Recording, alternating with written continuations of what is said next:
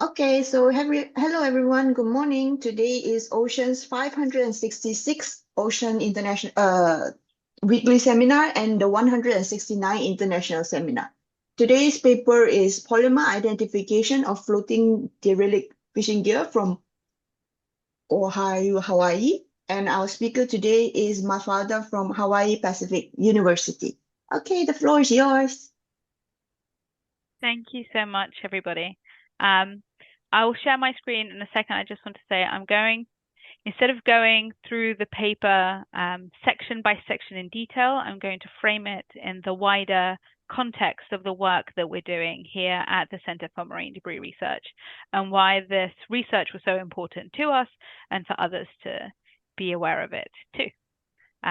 Those of you that were in Taiwan will already know at the OCA's conference on marine environmental management will have seen some of these slides already, so I apologize for the repetition, but hopefully it's still useful. Okay, can you all see my screen okay? Yep. Perfect. Okay, so thank you very much. I will be presenting some of the work that we carried out at the Center for Marine Debris Research a few years back that looked at identifying all the different components of the marine debris that washes up here in Hawaii and their sources and how we can reuse them, but primarily their sources of where they come from so that we can begin having discussions on how to prevent this. So, I'm going to go forward. There we go. So derelict fishing gear causes huge impacts here in Hawaii. Every year, over 200 tons of marine debris washes up across the Hawaiian archipelago. And over 70% of this marine debris is derelict fishing gear. It requires huge volunteer efforts to remove it from the environment. So it poses huge economic consequences for the state, as well as the environmental impacts that this marine debris has when it's out floating in the coastal ecosystems. It causes a lot of hazards, not just to wildlife that it entangles, but also a lot of the fishing vessels, recreational vessels, as it gets entangled in the props, as you can see here in this photo on the top right. That is some fishing gear that has been entangled in the propeller of fishing vessel out off sea in the North Pacific. It transports invasive species from other regions in the Pacific Ocean to the Hawaiian archipelago, which is already very sensitive and susceptible to invasive species as it's so isolated here in the middle of the Pacific. And so that causes other ecological impacts to the environment. It also fragments down into smaller and smaller pieces as it remains in the environment and as it is pushed against the coral reefs and the shorelines.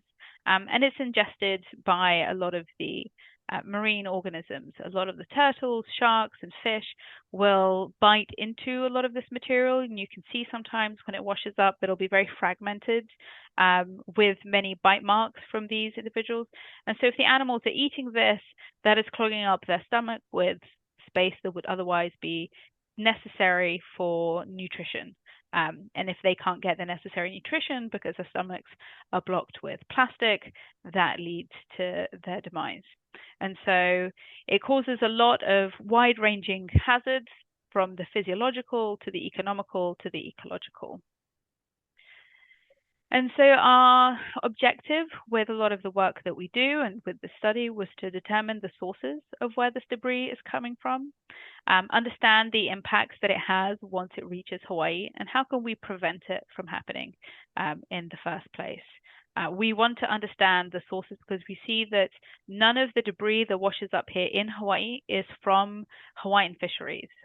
In Hawaii, we only have the only fisheries in operation is the Hawaii Longline Association. They fish with monofilament nylon longline lines out in the open Pacific Ocean. There are small recreational coastal fisheries, but they don't use this type of gear. So a lot of the gear that washes up is foreign to the Hawaiian Islands. So we want to understand where it has come from before it reached our shores. We have various methods to do this, beginning with detection. We work with NGOs across the archipelago who have volunteer members as part of their nonprofit that detect marine debris out in the environment. The state has a hotline called For the Nets, where the public can call in or submit a report online that says when they identify a large conglomerate of fishing nets. And we activate fishermen to go and collect these. On the different islands, different NGOs are responsible for collecting and removing these from the environment. So we detect marine debris across the archipelago. We then remove 100% of the debris that is reported through this hotline and to the different organizations to ensure that nothing gets left behind in the environment. So here you can see 2 team members pulling a large conglomerate, so that's a big mix of nets and lines, from the ocean and onto land so that it can be properly disposed. Once it's on shore, we then analyze this. We disentangle everything to understand what is in this big mix of fishing nets and lines, to then help identify what kind of polymer is it made up from, what fisheries or what region of the Pacific used this, to see where it has come from. So here in this map, you can see, and I apologize, the numbers are slightly off. You can see in the patch the North Pacific garbage patch. I'll have to move that. Apologies for that. The North Pacific garbage patch between the Hawaiian Islands in box 1 and box 3, and the mainland North America. The box 1 is where the main Hawaiian Islands are, so that is Kauai, Oahu, Maui, and the Big Island of Hawaii. That is where in the study 74 samples were collected, or conglomerates were collected from. In box 3, that is the northwestern Hawaiian Islands, so that is the Papahanaumakuakea Marine National Monument. One of our partners, PMDP, they are a nonprofit that goes out and collects in that area. So some of the removal regions took place from this area. And then number 2 is where the Longline Association is out fishing in the North Pacific. When they encounter a lot of this debris, they will bring it to us here in Hawaii. On Oahu for us, where we pay them $1 per dry pound through our bounty program. So we have many sources of debris coming in to us where we can then tangle it apart. We have a data hierarchy for this debris. When it comes to us, it is a large entangled mess. The large entangled mess, we call that an event. So in removal activity, we call that an event. We'll label it Oahu if it has come from the main Hawaiian Islands region, the Oahu region. We call it North Pacific if it has been caught within the open North Pacific Ocean, and label it according to the area where it has been removed from. From an event, we will extract a sample of it. So this will be a section of that conglomerate as a distinct net or line out of that. So an event can have many samples within it. And then from a sample, we will extract various subsamples that make up that sample. And so as you see here, this distinct net with line will have various subsamples taken from it of different elements. And then from there will be various components within that subsample. So here on this orange line, it is made up, it has 2 components, which is the orange threads and then the green tracer thread that weaves through it. And so a subsample can have a number of components as well. So this just shows going from the large event all the way through to the small component that we extract and further analyze. We carry out forensic analysis on all of this. We take many different metrics from the color of the sample to any markings that it has, weathering, the diameter of it all, mesh size, mesh size of it, the twine size of it, then whether it's knotted or not, and extract a small sample to FTIR to understand what polymer it is. We also annotate where it was extracted from, the date, the location, the GPS, the mass of it, so that we have a weight, and get over 100 different metrics of each individual thing that we process. We have created one of the largest marine debris databases in the Pacific because of this effort that we have done. And also here, I just want to highlight, we're in the middle where you see the rope that has been disentwined. So what we do also is take it down to the individual strand level, and we process that to understand what the polymer is. How do we source a lot of this debris? Because obviously this is all foreign to Hawaii. We aren't aware of what fisheries uses this. Some of it is known just from general fisheries knowledge. For example, here on the left is a drifting fish aggregating device raft. This is used by the tropical tuna purseine fisheries.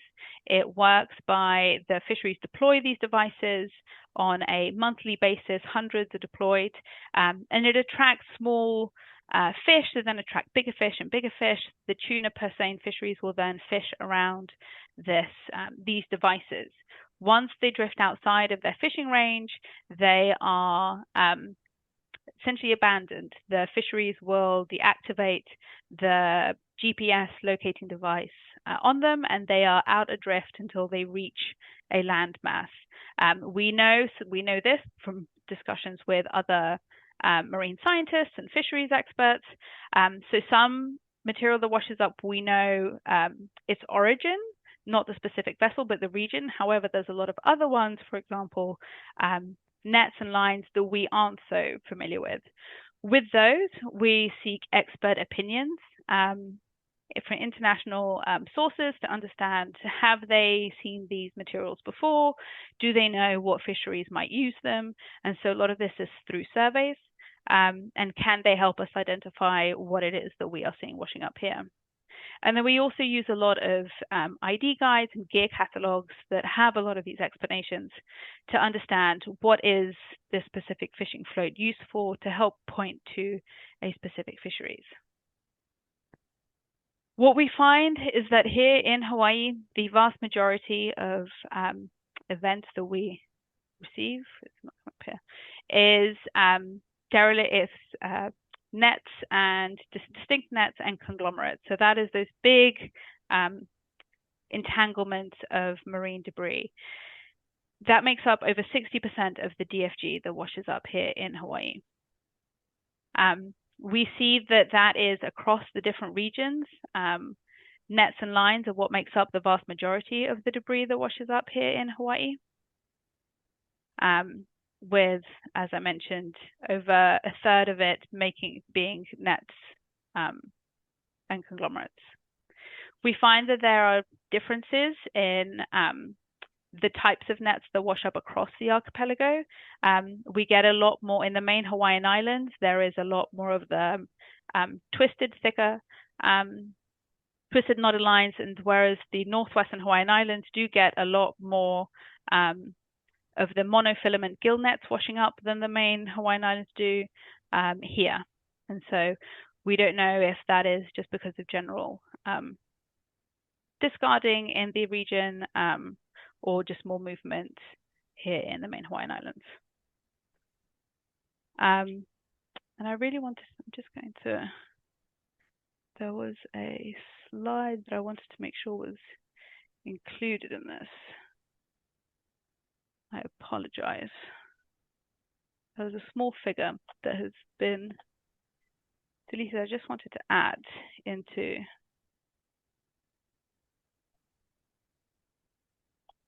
oh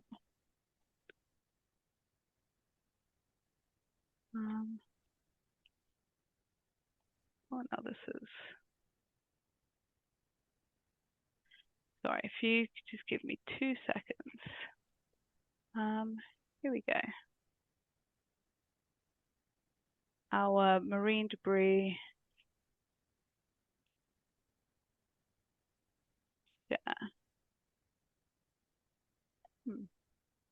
I don't know why this one figure isn't wanting to show up when I present to you, but there should be here on the left a table with all the distinct categories that we separate everything into. So I will send that separately in the chat for you all to see. But it just shows how we sort it into the lines, the conglomerates, the DFAD components, the floats, and any other fishing gear that washes up.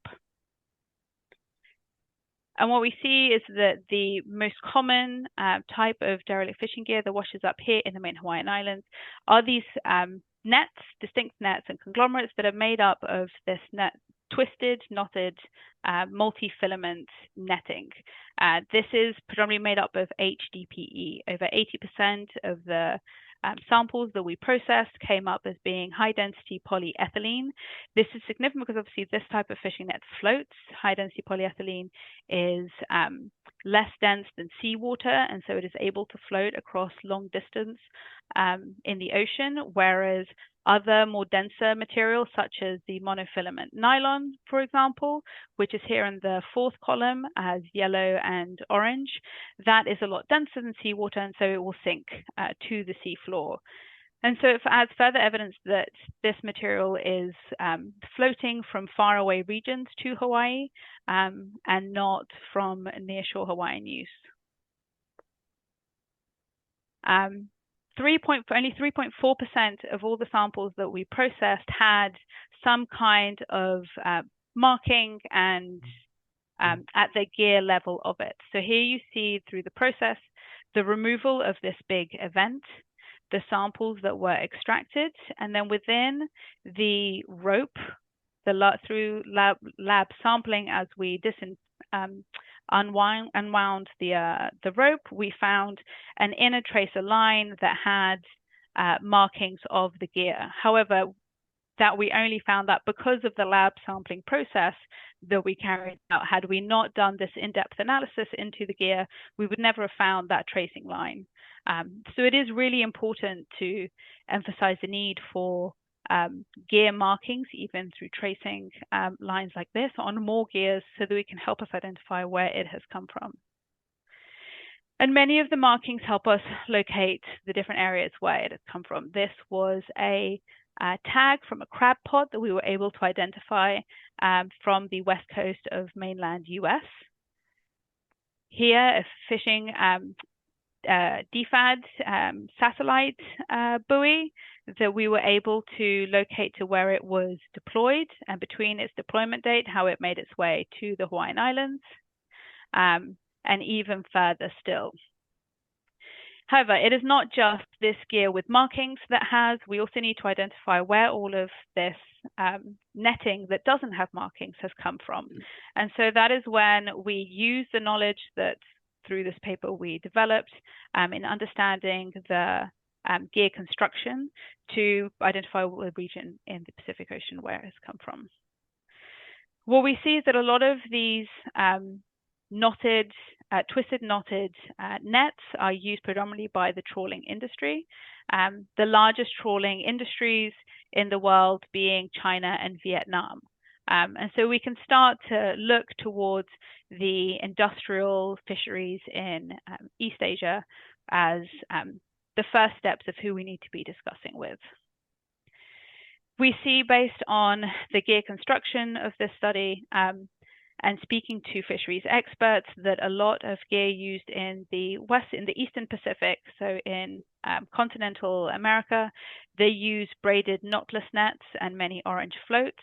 The vast majority of what we receive here in Hawaii is a lot of twisted knotted nets and black floats that has been associated with use in Asian trawling fisheries.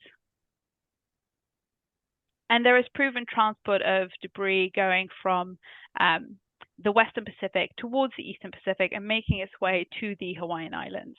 And so there is proven transport of this happening. We also see on many of the floats that there is a lot of writing on some of the fishing floats that have Asian characters. Now, just because it says that it was made in China or made in Japan, it doesn't mean that it was that country specifically polluting it, because many countries, we all have things that say made in China or Thailand, and we aren't the source of this. However, it identifies a manufacturing country that we can then speak to understand who they are likely to be selling to, and who we need to speak with. And so then this is just some more examples of the different writings that we find on the materials that wash up here in the Hawaiian Islands. Made in China, made in Korea, and made in Japan. We also use, as I mentioned earlier, guidebooks and gear markings. This is gear marking handbooks. This was created by Ning Yen and Indigo Waters. These are some floats that we were able to identify through Ning's marine debris guide as being the sushi rice floats used by the gillnet industry, and based off of the Global Fishing Watch, able to pinpoint a specific vessel and year that it was deployed. And so just further emphasizing the importance of having gear markings in fisheries gears. What are the next steps for us with this? We want to continue building awareness of how impacted the Pacific Ocean in general is, not just Hawaii, but how this is a transboundary issue. Just because it's used in one side of the Pacific doesn't mean it'll stay in that region of the Pacific, and that it really moves across boundaries to different areas. And we want to connect with Asian fisheries to understand better the gear that is being used, and is that in fact the gear that is washing up here in the Hawaiian Islands. If we were to do the same kind of analysis as we carried out here in Hawaii, in disentangling everything and identifying the polymers, would we have the same results there, or is the material being used? Is the material that is used to make this fishing gear different in these regions? And so we hope to collaborate and start these dialogues for more prevention activities. And just want to say thank you to everybody that takes part in this project and helping secure this data. Thank you very much.